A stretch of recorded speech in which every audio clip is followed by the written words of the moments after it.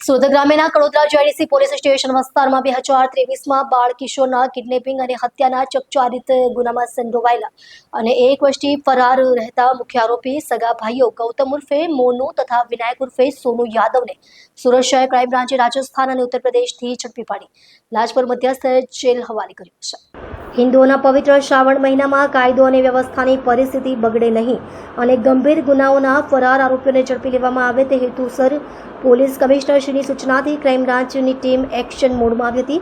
આ દરમિયાન arms act સ્કોડને મળેલી ચોક્કસ બાતમીના આધારે જાણવા મળ્યું હતું કે ગુનાના મુખ્ય સૂત્રધાર ગૌતમ ઉર્ફે મોનુ યાદવ હાલ રાજસ્થાનના પાલી જિલ્લામાં અને વિનાયક ઉર્ફે સોનુ યાદવ ઉત્તર પ્રદેશના બનારસ જિલ્લાના કછવા બજાર વિસ્તારમાં છુપાઈને રહે છે।